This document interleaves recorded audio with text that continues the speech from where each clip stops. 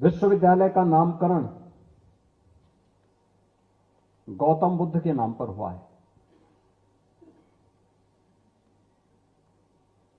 आपने गौतम बुद्ध के जीवन में बहुत सारी विशेषताएं देखी होंगी।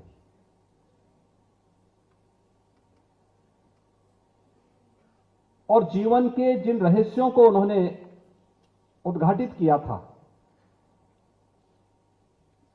वे हर मनुष्य के इर्द गिर्द घूमती हैं।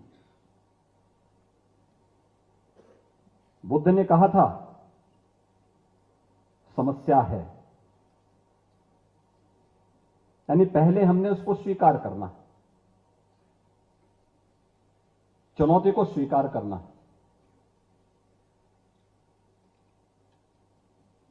समस्या का समाधान भी है।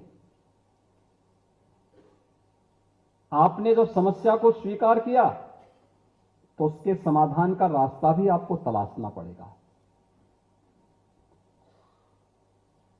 और समाधान है तो उसका निवारण भी है।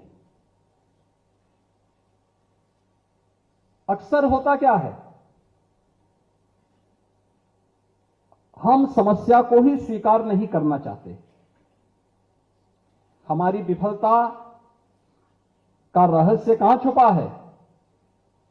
जब हम समस्या से मुंह मोड़ते हैं, उससे भागने का प्रयास करते हैं,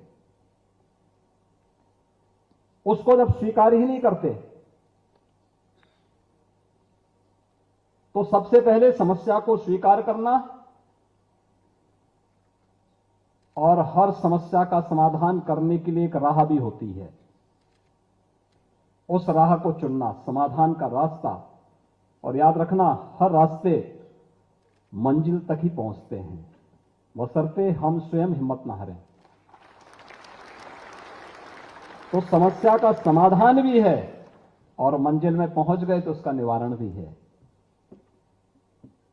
बुद्ध का यह जीवन हम सब के लिए, चाहे वह छात्र हो, चाहे वह शिक्षक हो, चाहे वह उद्यमी हो, चाहे वह जीवन के किसी भी क्षेत्र में है, उन सब के जीवन में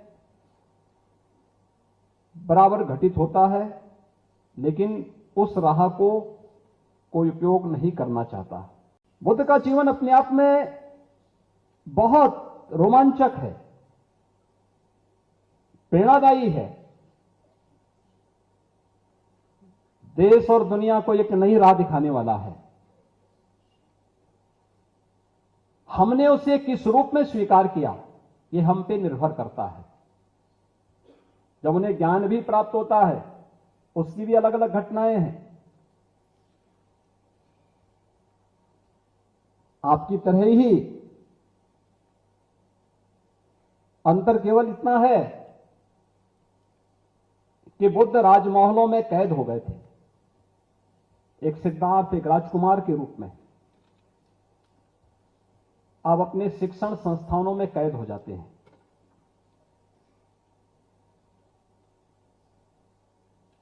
शिक्षा की हमारी व्यवस्था हमें शिक्षित तो कर पाएगी,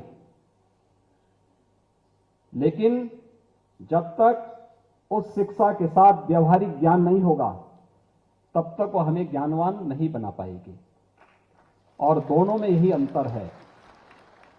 एक आपका थ्योरेटिकल पक्ष से, थ्योरी का पक्ष से, सैद्धांतिक ज्ञान जो आपने शिक्षण संस्थानों में जोड़ा है,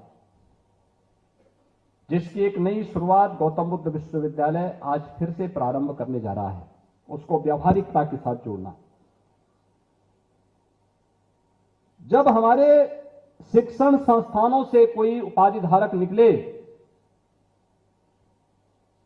तो वह किसी भ्रम की स्थिति में न रहे, उसके सामने अपनी मंजिल तक पहुंचने का राह स्पष्ट हो।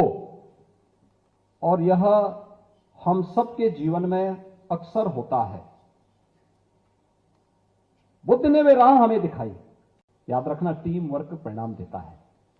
सामूहिकता, सामूहिक रूप से निर्णय लेने की सामर्थ्य,